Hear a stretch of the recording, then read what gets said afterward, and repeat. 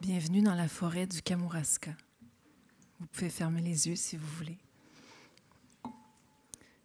Cartouche.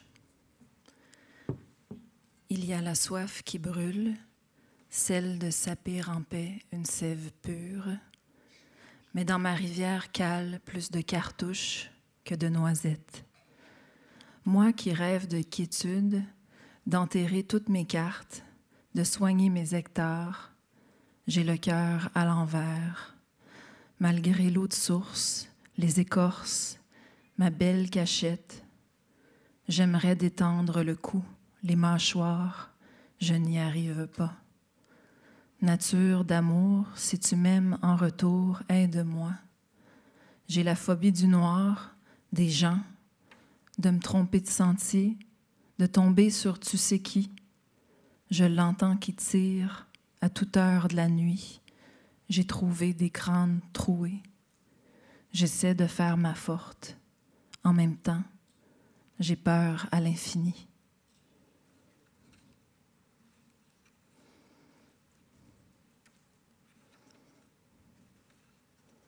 Fanal.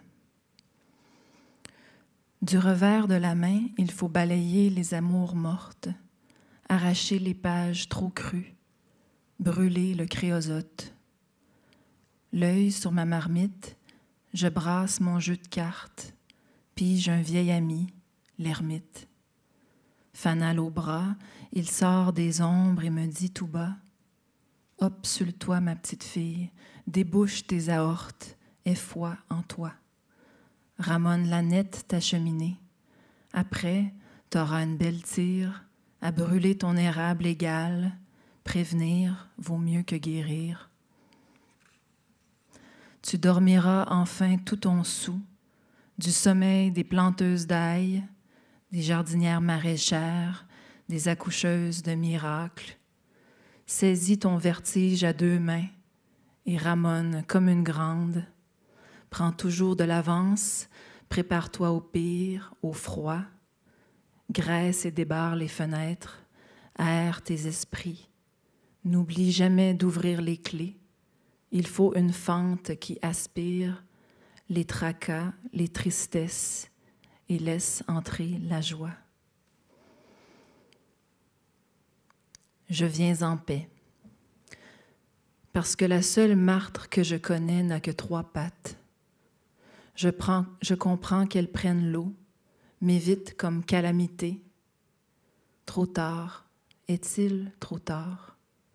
Parce que je rêve encore, moi, au retour des amitiés fortuites, de coureuses rieuses des rives, qui, se croisant, se saluent. Petite, je viens en paix, lis dans mes paupières basses, mes mains vides, tendues en désarroi, toutes les excuses de mon espèce. L'homme en chasse est loin maintenant, ne t'en fais pas.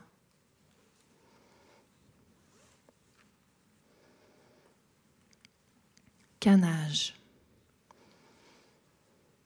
Je voudrais mettre en pot des réserves de pluie, faire rougir à contre-soleil mon huile de millepertuis. Je voudrais mettre en pot l'avertissement des tamias, des miels et des baumes, 1000 réserves de joie. Les années nostalgie, les immortaliser, en tresses de foin d'odeur, en couronne de cornouiller. Je pourrais mettre en mots mon instinct de survie et tout l'espoir en moi.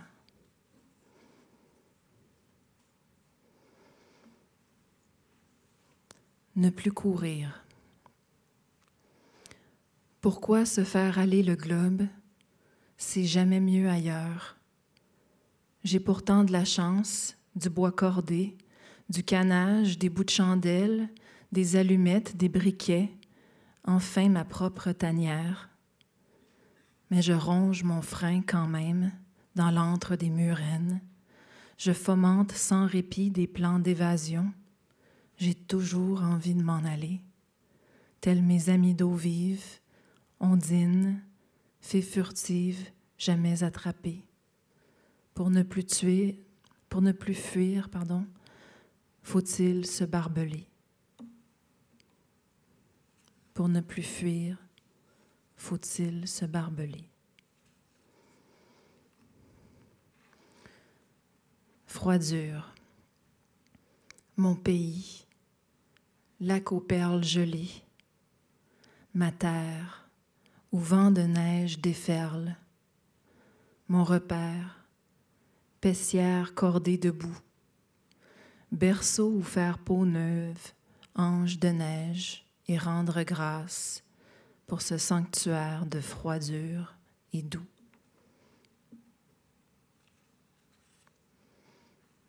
Kamouraska. Je compte, touche mon bois. Combien de cordes faut-il fendre, enfourner, flamber pour tenir au moins toute une vie? Tu fais diablement froid, Kamouraska. Survivre est un art sous-estimé. J'essaie de vous donner une chance, assise bancale, rempart de carton, braise mémoire. Je parle à l'entretoit, au bardeau voyou. Cabane, ne me lâche pas, tiens jusqu'au redout.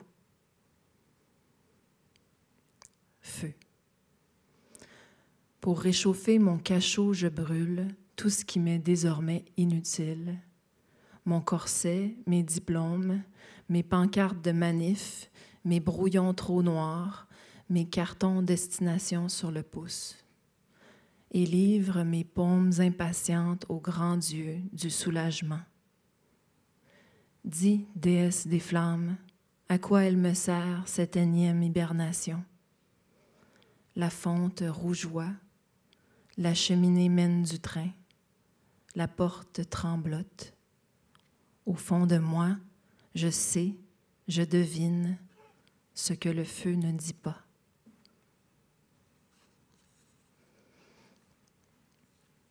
Églantier. Il faut planter aussi des ronces, donner du piquant aux petites choses. Une mouvance est osée à l'orée du bois, une gélinote huppée, hop, hop. La dernière baie qu'elle gobe parmi les défenses cristallines de l'églantier m'éblouit, comme ces traces toutes fines, delta de persévérance boréale.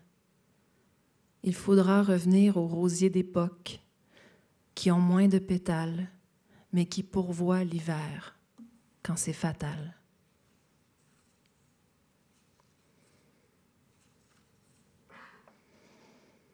Kintsugi. J'aime le marin des faïences sur les porcelaines crèmes et blanches et les vaisselles les plus polies, celles dont les fêlures se parent des couleurs de mes baies confites. Elles m'apprennent à faire la paix, à sucrer mes amertumes, à mettre en lumière ces blessures franches là où j'ai cédé, à voir le sourire dans mes rides, à composer avec les saisons, à admirer les failles, les manquements, avec indulgence. Belle brisée, recolle tes morceaux, laque tes plaies, orne-les des plus douces poussières d'or.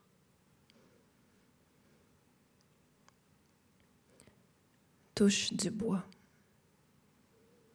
Il y a dans ma cabane, comme dans la nature, des choses fragiles et qui pourtant ne rompent jamais. Les gants sans cuir du traîneau, le manche usé de la hache, de la pelle, le pétiole ployé des tournesols géants, les frondes d'if, parce que toutes ensemble, les balais de sorcières qui saignent sapin, la glace mince qu'ose franchir les pécans. Il y a sous la neige et l'herbe dessous tant d'espoir fertile en dormance.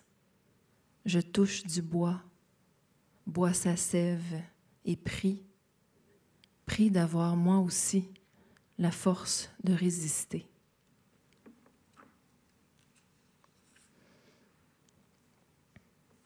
Braise du matin. Enfin l'aube rose pêche, l'oreiller lumineux, la promesse d'être animé. J'écoute le solfège du cardinal, ses louanges aux petites heures, entre ses envolées. Je me sens renaître, puis me botte du lit, attise de nouveau ma hutte de misère. Dès qu'à mon autel la flamme jaillit, je souffle gratitude aux braises.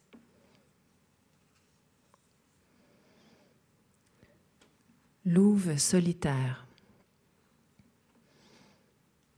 J'acère mes idées, chiffonne des journaux. Les froids d'hiver sans pardon m'ont endurci les savoir-faire. Je ne fige plus, je fais face. Les coyotes du soir chantent de plus belle. Pour la première fois, ils me séduisent. J'ai envie de t'entourer d'eux. J'en viendrai, là c'est clair, à aimer la pénombre, à préférer au jour mes nuits de veille, raconter le ruisseau gelé, la soif du lac abreuvoir, ce quelque part où enfin étancher toutes les bêtes en moi.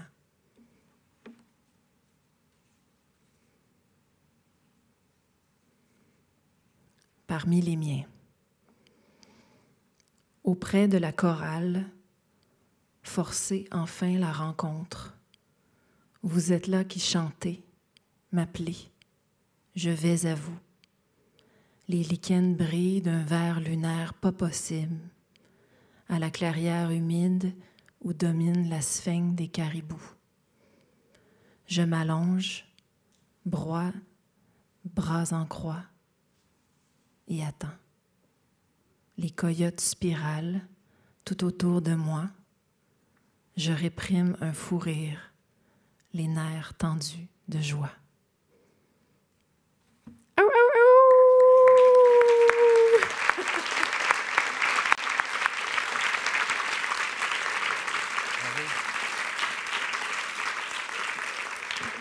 Bravo pour cette lecture. Merci. Bonsoir à toutes et à tous. Merci beaucoup pour votre présence très nombreuse ce soir. Les quelques poèmes que vous venez d'entendre sont issus de La forêt barbelée, le premier recueil de poésie de Gabriel Fitoshiba, publié il y a quelques jours aux éditions du Castor Astral. Après une trilogie romanesque qu'on connaissait, Sauvagine, Bivouac, Encabané, Sauvagine et Bivouac, vous arpentez le terrain poétique cette fois-ci pour raconter ces 8 années passées en forêt, non pas seul et coupé du monde, mais plutôt très dans le monde, connecté au monde, au vivant, qu'il soit minéral, végétal, animal. Je l'ai vu comme ça, la forêt comme un endroit où être au monde plus intensément. Des vers libres, courts, épurés, pour donner à voir l'essentiel, c'est-à-dire le silence de la forêt, la solitude, la peur aussi, la joie de vivre en marge d'une société. Et je cite les quelques mots de la préfacière de votre recueil, Cécile Coulon, vivre en marge de la société pour mieux en révéler les dysfonctionnements. On va naviguer ensemble pendant une petite heure entre ces mots, ces images, et peut-être en commençant par le titre, qui est un titre très fort, très percutant, La forêt barbelée. Qu'est-ce que c'est que ces barbelés autour de cette forêt dont vous nous parlez ? Merci pour la question. Oui, c'est vrai, moi j'aime bien les termes qui ont plusieurs sens. En cabané, le côté péjoratif d'être un peu prisonnière d'une cabane. Pareillement, la forêt barbelée, quand je suis arrivée dans la forêt du Kamouraska, j'étais vraiment en colère, j'étais en fuite. Puis j'avais des rêves de palissade. Je rêvais d'avoir les sous un jour pour, on va dire, sanctuariser mon bois. J'avais envie d'avoir des clôtures de 14 pieds de haut pour me protéger du monde et de la bêtise humaine. Puis, je faisais des grandes marches en forêt. J'avais très peur de me perdre, alors je marquais les sentiers. Puis, J'ouvrais des sentiers avec ma chienne, puis je laissais des petits objets pour me repérer. Puis j'arrivais toujours sur des piles de déchets, même si j'étais dans la nature sauvage, on va dire, mais c'est des déchets qui dataient d'une autre époque, dont du barbelé, hein, des anciennes clôtures d'enclos. Alors, je me suis mis à vraiment extraire tout ce métal, tous ces déchets de la forêt. Et j'en ai fait presque une mission. C'est un de mes seuls sports, on va dire. C'était de transporter les déchets, les ramener à l'éco-centre. Puis ça, c'était le premier sens. Mais par après, quand les bûcherons se sont mis à raser de plus en plus proche de la cabane, j'entendais des scies à chaîne en continu pendant des années. J'allais voir ensuite les coupes rases, puis les années suivantes, les premières plantes qui poussaient, ça me donnait beaucoup espoir parce qu'au début, je voyais ça comme une grande plaie qui vibrait puis qui me faisait mal à l'âme. Je voyais les framboisiers pousser, les rosiers sauvages, toutes sortes de plantes qui ont des épines, qui sont féroces. Puis c'est comme si la nature rejaillissait en force. Puis ça m'a fait du bien. Je me suis dit, il y a le végétal aussi peut barbeler la terre, peut protéger la plaie, peut empêcher notre passage, même nous. Des fois, ces ronces-là sont tellement denses qu'on ne peut même pas traverser. Je le disais en introduction, on vous connaît comme romancière à succès avec cette trilogie. Comment est-ce que la poésie, elle arrive en termes de processus d'écriture? Est-ce que c'est quelque chose qui vous a toujours plu? C'est venu du coup après les romans? C'était en même temps. Moi, j'avais un journal intime, des carnets de randonnée. J'écris mes pensées, j'écris un mot autochtone que j'apprends. Je fais des listes de choses que je devrais emporter avec moi en forêt, des livres que je veux lire, des débuts de romans, un poème. C'est très, on va dire, intuitif. Pour moi, l'écriture, c'est pas réfléchi. J'ai écrit 3 romans dans un premier temps parce que je voulais raconter comment je suis devenue militante, comment on part d'une vie d'ermite à faire société autour d'un enjeu. Alors, mon triptyque Encabané, Sauvagine, Bivouac, ça raconte vraiment cette lutte graduelle que j'ai adoptée. Mais la poésie, pour moi, c'est le plus grand dénûment. C'est venu après. J'étais très timide de le présenter parce que en fait, c'est le vrai jeu. C'est Gabriel qui parle. C'est pas Anouk, c'est pas une garde-chasse, c'est pas un arbre. C'est vraiment moi.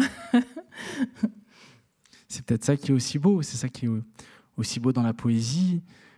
C'est l'absence de fiction.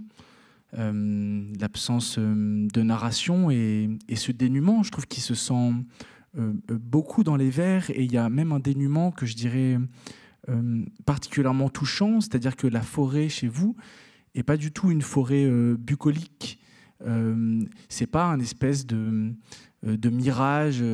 La forêt, ça fait peur aussi. La forêt, il y a un apprentissage de la forêt que vous décrivez très bien. Comment ça s'est formulé au début, cette peur de la forêt qu'on retrouve beaucoup dans l'automne notamment? Oui, bien, il faut dire que quand je me suis installée dans la cabane, c'était la fin de l'été, début de l'automne, puis c'était donc le début du temps de la chasse. Puis j'entendais des coups de feu la nuit. Pour quelqu'un qui a grandi en ville, entendre des coups de feu, on associe ça à des crimes, hein, pas à... Mais en fait, souvent, c'était des crimes parce que c'était des braconniers qui chassaient à des moments qui étaient proscrits. Mais il y avait ça, il y avait la noirceur, hein, qui prenait de plus en plus de place, le soleil qui se couchait de plus en plus tôt. Il y avait tous les cris des animaux. Maintenant, je dis les chants, mais à l'époque, c'était vraiment des cris parce que j'étais effrayée. Je ne savais pas trop, est-ce que c'est des ours, des loups, des coyotes, tous ensemble qui font un cercle autour de la cabane puis qui attendent que je sorte dehors chercher mon bois de chauffage. J'avais l'imagination très fertile. J'avais grandi à Montréal où il n'y a jamais de noirceur non plus, hein. Il y a des lampadaires, il y a des commerces, il y a des maisons. On peut toujours aller cogner chez quelqu'un si on est en danger, mais là, il n'y a personne sur des kilomètres et des kilomètres, puis on ne voit pas sa propre main devant soi tellement qu'il fait noir. On entend des présences. Donc, c'est pour ça aussi que j'ai voulu classer les poèmes par saison, parce que je voyais que vraiment, il y avait des émotions rattachées. Puis c'était une métamorphose en moi qui s'est opérée sur 8 ans, vraiment en forêt, de passer de la peur à l'espoir, à l'émerveillement. Vous dites que vous viviez à Montréal avant ces 25 ans, avant ces 8 ans en forêt. C'était quoi votre rapport à la forêt à ce moment-là? Je pense qu'en tant que Français, on a un rapport très différent à la forêt que les Québécoises et les Québécois. Mais ouais, c'était quoi votre rapport à la forêt avant d'y vivre? Mais j'ai eu la chance, dès l'âge de 4 ans, que mes parents achètent un chalet dans les cantons de l'Est, pas très loin de Montréal, mais au bord d'un lac. Alors, toutes les fins de semaine de mon enfance, j'allais jouer dans l'eau, j'allais jouer dans la forêt. Il y avait une clairière où j'allais cueillir des framboises, des mûres. J'attrapais des grenouilles. Et surtout, je construisais des cabanes. On me demande d'où ça vient. Je ne sais pas d'où ça vient. Dès l'enfance, j'ai toujours aimé ça, me construire des petits refuges. Ma mère plaçait 3, 4 troncs d'arbres, les nouait ensemble pour être sûr que je ne me fasse pas écraser en son absence. Puis après, c'était à quelques centaines de pieds du chalet, c'était pas très loin, mais moi, j'avais l'impression d'être dans la forêt sauvage. Puis je passais des heures et des heures à mettre des branches de sapin, à mettre des brindilles au sol, puis vraiment à m'imaginer que j'étais une femme dans les bois, puis j'écrivais, je dessinais. Alors, ouais. Vous dites je viens en paix. J'imagine qu'il faut. Enfin, j'en sais rien, j'ai jamais fait l'expérience, mais qu'est-ce qu'on laisse derrière soi quand on va en forêt? Quelle conception quel rapport au vivant on laisse derrière soi quand on y va en forêt, qu'on va y vivre et qu'on y vit finalement 8 ans? Oui, bien, c'est un conditionnement de notre époque, de penser qu'on est des parasites puis qu'on n'appartient pas à la nature puis qu'on devrait peut-être même pas y aller parce que tout ce qu'on fait est mal et polluant. Moi, je suis pas d'accord. Je pense qu'on peut être des facilitateurs de vie, on peut prendre soin, on peut être des proches aidants de la nature, on peut favoriser l'émergence d'une biodiversité lorsqu'elle a été détruite. Moi, je disais je viens en paix parce que j'ai compris en lisant des guides de randonnée en forêt ou des guides de survie que il faut rentrer sans faire de bruit si on veut voir des animaux, si on ne veut pas les effrayer. Alors, dans un premier temps, marcher comme les premiers peuples marchaient quand ils traquaient les animaux, ou quand ils allaient faire des quêtes de vision. Si on veut voir les animaux, il faut vraiment rentrer avec un calme, avec une patience. Puis, mais de toute façon, la forêt a cet effet-là sur nous. On ne peut pas y résister. Je pense que si on passe beaucoup de temps en nature, nécessairement notre rythme cardiaque descend, notre souffle est plus ample, puis on a une joie qui monte, il y a un bien-être qui monte. C'est aussi la joie et le bien-être, ils sont très présents dans la forêt barbelée. Je dirais ce qui est très présent aussi, c'est le rapport au sens. La forêt comme endroit où les sens sont plus développés, il me semble, que dans d'autres habitats naturels, urbains. Oui, bien, juste les couleurs des couchers de soleil selon la température, c'était extraordinaire. Là. Des matins où il faisait moins 45 en février, puis le ciel est lavande. C'est comme la nature qui te dit « Tiens bon, je t'envoie de la beauté. » Je sais que c'est difficile. Moi, j'avais vraiment l'impression d'être en conversation avec elle. C'est peut-être c'était une trop grande solitude, mais pareil, quand les mésanges arrivaient avec le lever du soleil, je dis « Ah! » Parce qu'il y avait un tel silence par grand froid, tu t'inquiètes même pour les animaux. Et donc, vous avez écrit ce recueil en forêt, vous l'avez publié après, mais vous avez écrit ce recueil dans votre cabane. Oui, pour moi, c'était une manière de rester réveillée la nuit parce que je dormais le jour, il faisait plus chaud. Il faisait moins 15, moins 20, c'est chaud pour nous. Tout est relatif. Mais ceci dit, on a eu un hiver très clément cette année. On ne peut pas comparer, mais le premier hiver à la cabane, vraiment, on a eu plusieurs séries dans le Kamouraska, des vagues de froid, où est-ce que le mercure chutait à moins 30, moins 35, moins 40, moins 45 même. Et j'apprenais, moi, à chauffer le poêle à bois. Je n'étais pas une experte. Hein. J'arrivais de Montréal, puis j'avais fait livrer 8 cordes de bois qui n'étaient pas tout à fait secs. Puis probablement, les bûcherons, ils disent « Bon, elle ne connaît rien là-dedans. On va... » Je m'en suis pas rendu compte. Puis même, j'ai pas eu le temps de le corder complètement dans la grange parce qu'il pleuvait. Puis j'étais toute seule, alors j'en faisais 2-3 heures par jour. Mais bref, mon bois était mouillé. C'était pas du bois dur. Puis alors, j'ai pas dormi pendant tout un hiver. Et j'alimentais le poêle aux heures. Je m'étais fait un petit lit de camp devant la porte du poêle pour pouvoir rester dans mon sac de couchage. J'ai pas l'air de ça, là. Je porte une robe en dentelle. Mais non, j'avais pas l'air de ça. J'avais une tuque, puis les cheveux sales, puis j'avais tous les vêtements que j'avais, un par-dessus l'autre. Mais bref, puis toutes mes bûches alignées le long du poêle, j'ouvrais la porte, je rentrais une bûche, je fermais la porte. Là, j'écrivais, je dessinais pendant des heures en attendant que la combustion lente s'installe, puis que je puisse peut-être m'assoupir un peu. Puis je dormais le jour. Donc, pour moi, la forêt barbelée, mais aussi Encabané, mon premier livre, c'est vraiment... ça a été comme le meilleur ami qui m'a sauvé la vie. Là. C'était l'écriture qui me permettait de veiller le feu. Puis ça m'a amené à un état d'une nudité plus grande. Je pense que j'ai dit des choses que j'aurais peut-être pas dites si je n'avais pas été aussi fatiguée, aussi vulnérable.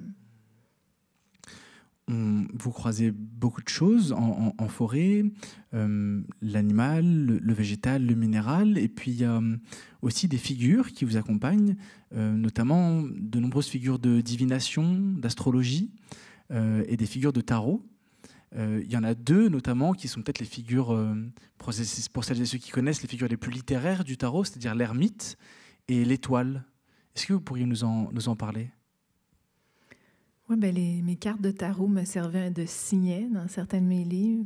Puis l'ermite, il était toujours sorti. Je me rappelle, il était dans Walden d'Henri David Thoreau. Puis c'était des jeux d'esprit que j'avais parce que j'avais emporté peut-être une vingtaine de livres, mais je les ai lus et relus, parfois à voix haute. Puis pour moi, le tarot, c'était comme une source d'espoir en me disant chaque jour apporte son lot de rencontres, de possibilités, d'introspection aussi, parce que j'ai appris à me connaître en forêt, en fait, en étant seule, puis en connaissant l'ennui surtout. On réalise c'est quoi notre vrai rythme, c'est quoi nos passions, c'est quoi qui compte, c'est quoi qui reste, quels sont nos remords, nos rêves. Je pense que si je n'avais pas vécu toutes ces années dans le silence, je n'aurais pas su vraiment qui je suis. J'ai trouvé l'écriture. Ce silence, il se ressent dans la poésie. C'est des vers assez épurés et on sent vraiment une différence de forme sur les poèmes de saison. L'hiver est dominé par le silence et par une solitude extrêmement forte.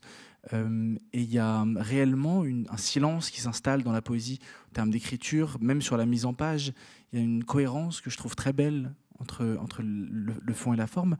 Est-ce que vous les avez retravaillés ? Parce que donc, c'est des poèmes qui courent sur les 8 années.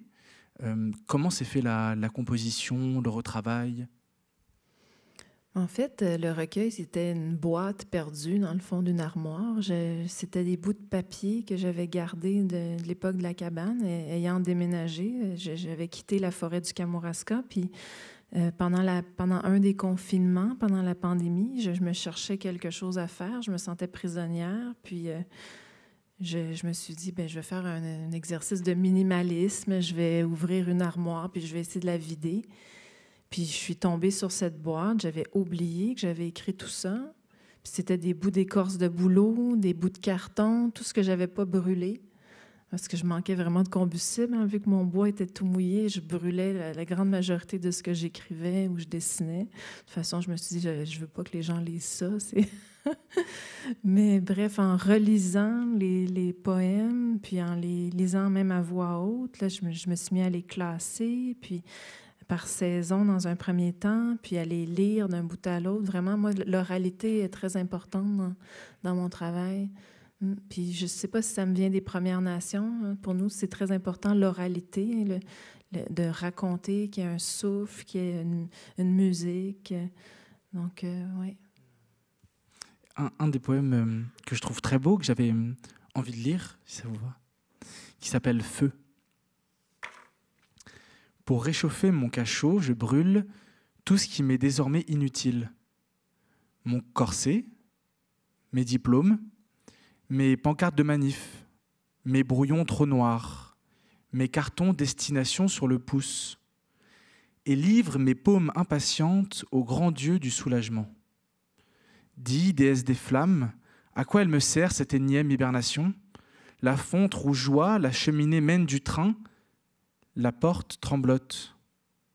Au fond de moi, je sais, je devine ce que le feu ne dit pas.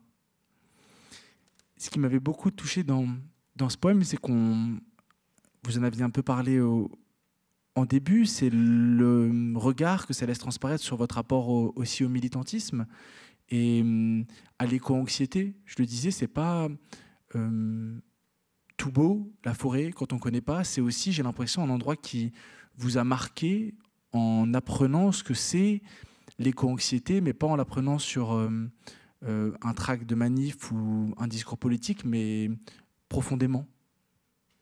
Oui, parce que je suis vraiment tombée amoureuse de ce lieu. Moi, la première fois que je suis arrivée au bord de la rivière aux Perles puis que j'ai vu la cabane, j'ai eu un énorme fou rire en me disant « Mais c'est incroyable, ça existe, des lieux comme ça. » Il y avait une pointe de sable, puis il y avait tellement de traces d'animaux différentes mélangées que j'arrivais pas à comprendre.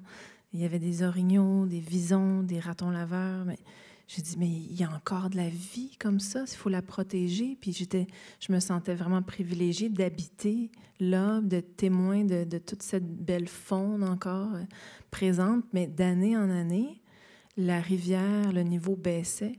Là où j'avais de l'eau jusqu'aux épaules, puis j'avais peur même d'aller un peu plus loin parce qu'il y avait des chutes. Je voulais pas partir dans le courant comme les grands troncs d'arbres qui passaient. Bien, au fil des ans, même après 8 ans, j'avais de l'eau jusqu'aux chevilles. Donc, la rivière s'asséchait. Il y avait de l'érosion. J'entendais les scies à chaîne. Je voyais de plus en plus les couchers de soleil qui sont si beaux à Kamouraska, mais qui traversaient les arbres parce qu'il y avait moi, j'avais 16 acres de forêt, à peu près 4 hectares, mais autour, c'était des lots privés. Puis les gens faisaient des coupes rases. Donc, je sentais la forêt rétrécir, je voyais la rivière s'assécher, les animaux nécessairement s'éloignent du bruit, il y avait du braconnage, il y avait des pick-up qui se promenaient avec des orignaux criblés de balles pendant des jours de temps, tu sais, pour les mâles qui se pavanent avec le plus gros boc. Tu sais, ça me faisait mal. Alors, même dans un lieu sauvage comme ça, je pense surtout parce que j'avais l'impression d'être à quelque part de préserver. Je voyais le recul de la forêt, ça me faisait peur, ça me faisait mal. Mais aussi, j'étais dans une posture passive. Hein? J'étais une ermite qui fait juste regarder et se plaindre par écrit.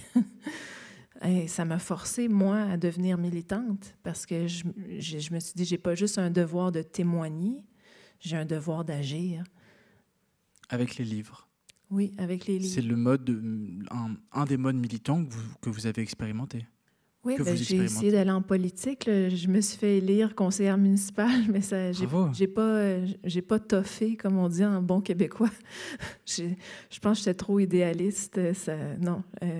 J'avais envie de crever les pneus de la directrice générale. C'était pas bon pour moi. Je m'imaginais des scénarios un peu comme Amélie Poulain. Là. Je vais lui poster un poisson, je vais crever ses pneus. Parce que c'était pas des écolos. Puis à l'époque, il y avait un projet d'oléoduc qui planait un peu comme une épée de Damoclès. On savait pas trop si ça allait avoir lieu. Puis on sentait que la municipalité avait été achetée. Puis moi, c'est pour ça que je me suis présentée. J'ai été élue par acclamation parce qu'il n'y avait personne dans un village où il n'y a presque pas d'humains. Donc, je me suis présentée sur le siège numéro 5 et j'étais la seule. Mais ça me donnait accès à l'information. Puis la première chose qu'ils nous font signer quand on est conseiller municipal, en tout cas, je ne sais pas en France comment ça fonctionne, mais au Québec, c'est un contrat où on s'engage à ne rien dire aux citoyens. C'est un non-sens. Moi, je faisais le contraire. Alors, non, je suis partie après 1 an.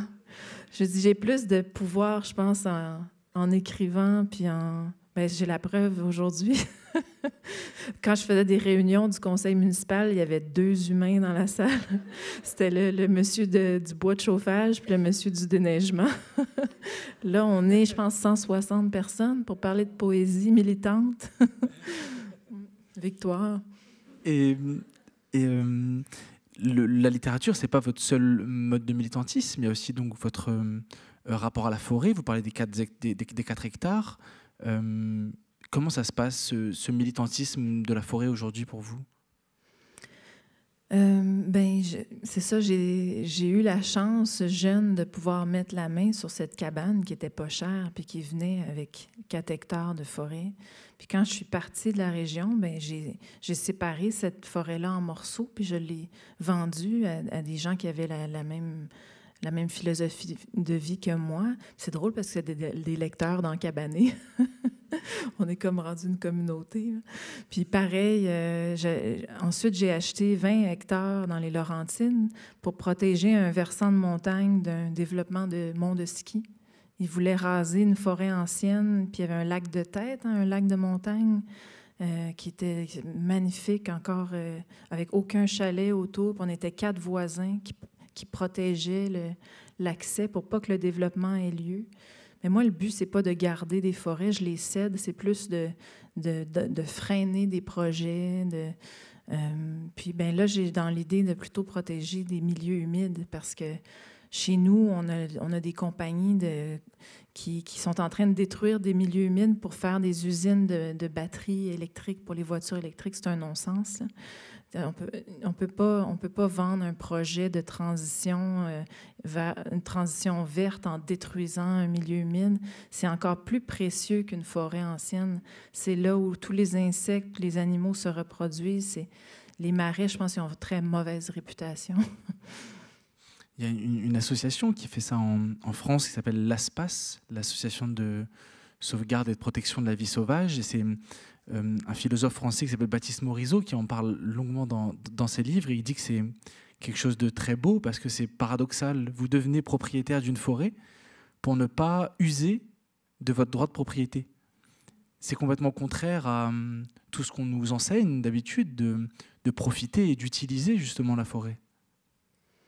Oui, mais je pense qu'il faut revenir aux sagesses des Premières Nations. Hein. Ils ont eu une intendance millénaire sur l'Amérique, puis nous, en 400 ans, on a tout rasé puis tout débalancé.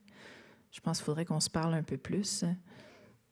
Les Premières Nations sont très représentées par la poésie aussi. Je pense à beaucoup de poétesses, surtout des femmes. Il-Nu, je pense à Rita Mestocosho, Marie-André Guil, Joséphine Bacon, qui, elle, développe un rapport très beau à la poésie et au vivant, qui n'est pas du tout métaphorique. Rita Mestocosho, quand elle dit je suis le caribou, la liberté, c'est le cœur du caribou, c'est simplement parce que c'est la réalité pour elle. Est-ce que vous en avez lu beaucoup? Comment vous naviguez là-dedans dans la poésie autochtone? C'était une grande influence. Il y a Natacha Canapé-Fontaine aussi, Naomi Fontaine. Le recueil de Joséphine Bacon, Un thé dans la toundra, c'est absolument sublime. Il faut le lire et le relire. C'est un peu comme Le Petit Prince, mais version québécoise. Non, c'est vraiment important, en fait, d'aller s'abreuver à ces sagesses-là parce qu'on a très peu de contact, nous, les Blancs, en Amérique, avec les premiers peuples. Ils vivent dans des réserves. Il y a encore une grande blessure parce qu'ils ont survécu à un génocide qui n'est pas terminé, hein, malheureusement, il y a encore beaucoup de choses à faire, notamment de leur donner de l'eau potable dans leur communauté.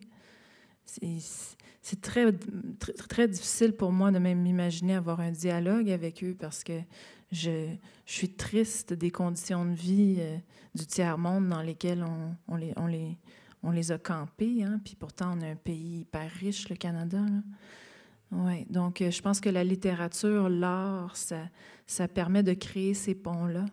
Puis d'ailleurs, il y a Fabienne et Violette, quelque part ici, là, qui ont écrit le scénario d'adaptation de mes 3 premiers romans en long métrage. Puis c'est avec le film qu'on va pouvoir parler, consulter, nouer des amitiés avec les Premières Nations autour de mes livres, mais c'est extraordinaire de voir qu'une œuvre permet en fait cette rencontre, enfin, après des siècles.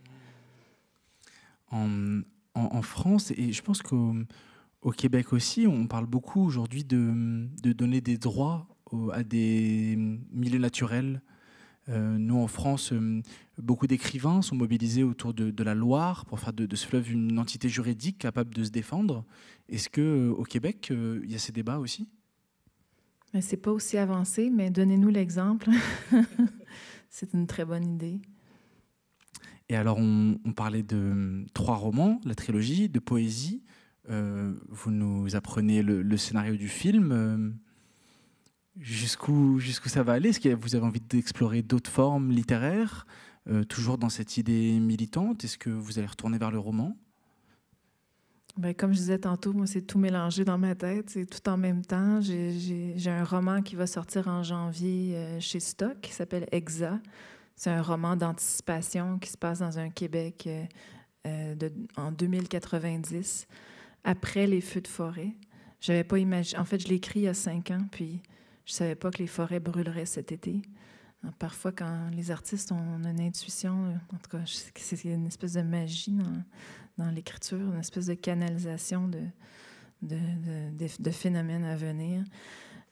Puis la poésie, j'adore. Puis la réception est si belle en France. Puis bon, mais mes éditeurs, quelque part ici, m'ont dit « Continue, Gabrielle ». Donc, j'ai d'autres recueils qui s'en viennent. J'ai plein de choses de cachées dans mes tiroirs. Je pense qu'il est temps que je les sorte. Super, on espère aussi. En exergue de La forêt barbelée, il y a cette phrase magnifique de Kafka dans sa lettre à Oscar Polak. « Un livre doit être la hache qui brise la mer gelée en nous ». J'imagine que l'écrivaine que vous êtes est aussi une grande lectrice. Est-ce que vous pourriez nous parler un peu de ces livres qui ont brisé une mer gelée en vous? Oui, c'est Kamouraska d'Anne Hébert. J'ai lu ça à l'adolescence. C'était une lecture obligatoire à l'école secondaire, mais je remercie Madame Simard de nous avoir forcé à lire Kamouraska. Parce que c'était la première fois que je lisais une femme, une écrivaine canadienne vraiment qui était célébrée dans le monde, puis qui avait un style d'écriture si libre, qui écrivait dans un québécois décomplexé, avec des phrases incomplètes, vraiment un grand lyrisme. Puis j'ai réalisé, à ce moment-là, je me suis dit, mais on a le droit de faire ça. On a le droit d'écrire comme ça, on a le droit d'écrire comme on parle, comme on pense. En voyageant dans le monde onirique, en revenant au réel. Kamouraska, ça raconte en fait un crime passionnel. C'est une histoire vraie qui se passe dans la seigneurie de Kamouraska. Avec, il y a des images là, de sang sur la neige. C'est de toute beauté. C'est tragique, mais en même temps, ça a semé quelque chose en moi. Ce mot qui est aussi autochtone, qui veut dire là où l'eau rencontre les roseaux, c'est l'estuaire du Saint-Laurent, finalement. C'est là où le fleuve commence à s'élargir vers le golfe. Puis les eaux salées se mêlent aux eaux douces. Et donc, les baleines viennent se nourrir, se reproduire. Les oiseaux migrateurs viennent faire la même chose. Donc, c'est un lieu vraiment magique. Puis pour moi, ça a été comme une clé. Parce que quand j'allais pas bien à Montréal, puis je cherchais un endroit dans le monde où aller pour me ressourcer, le livre m'est revenu en tête, Kamouraska. Puis donc, j'ai écrit 5 livres inspirés par cette région magnifique qui va m'habiter toujours. C'est comme si j'ai jamais quitté la cabane. J'ai très envie de le lire. Merci. Anne Hébert. Kamouraska. De notre côté de l'Atlantique, la poésie semble tellement dynamique au Québec. Ça ne veut pas dire qu'elle ne l'est pas du tout ici, mais il y a quand même, on a l'impression d'une grande vitalité et d'un renouveau. Est-ce que vous pouvez nous en dire 2 mots? Qu'est-ce qui se passe? Mais je pense que c'est l'époque. Je ne sais pas, qu'est-ce que vous en pensez, mais j'ai l'impression que quand ça va mal, on a besoin de s'abreuver, de faire le plein de beauté. Je pense que dans les années 60 aussi, il y avait une grande montée de la poésie. Il y avait comme une soif de liberté, d'expression libre. Moi, c'est mon remède à l'éco-anxiété, c'est d'écrire, c'est de raconter, oui, les beautés du territoire que j'ai la chance de voir, quand je fais des randonnées en montagne, puis que j'arrive sur un sommet, puis que j'ai une vue sur les Appalaches, encore toutes sauvages, je me dis, tout n'est pas perdu. Il faut que j'écrive ça. Alors, j'écris des poèmes en lien avec mes randonnées. Oui, alors je pense que, je ne sais pas, je ne peux pas parler pour tout mon peuple, là, mais j'ai l'impression qu'on en a besoin en ce moment, de poésie, de beauté, de ressourcement. La poésie, la beauté, le ressourcement, c'est ce qu'on trouve vraiment dans votre recueil. Une respiration, mais je le disais, une respiration vraiment consciente, une respiration qui n'est pas purement de l'ordre littéraire, mais qui est aussi physique. Et pour ça, je dois vraiment vous dire merci. Et je vous enjoins toutes et tous à respirer avec cette poésie. La poésie, c'est une respiration. Et je pense que celle de Gabriel Fitoshiba particulièrement. Si vous en doutez encore, je vous lis un dernier poème avant qu'on se quitte. À racines nues. Mes mains noires, de mise en terre, la soif étanchée, je me roule le plus gros bat de l'histoire pour ne plus sentir mes os. Ongles béants de terre brune, ampoules éclatées, même si mes 2 pouces, même si tous mes doigts veulent mourir, je planterai et planterai et planterai et planterai et planterai. À bride abattue, à pattes géantes, à coups de pelle, à bout de force, 1000, 1000 autres, 1000 encore, jusqu'à 1000 milliards, j'habille ma mère. Merci beaucoup, Gabriel Fitoshiba, pour ces mots. Merci.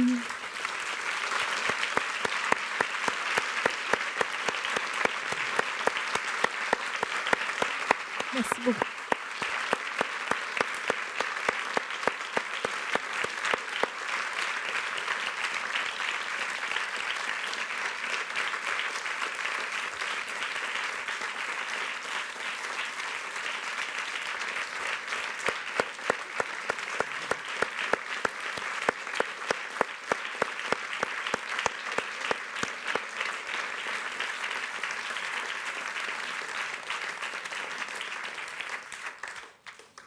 Pour respirer, vous pouvez aussi respirer dans le hall en faisant un petit détour par la librairie EXC, juste en face de la Maison de la Poésie, qui a pour le moment en sa possession, avant d'être la vôtre, les livres de Gabriel Fitoshiba.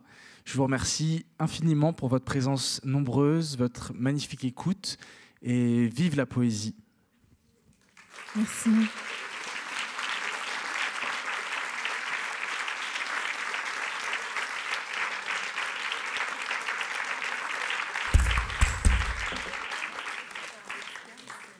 Gabriel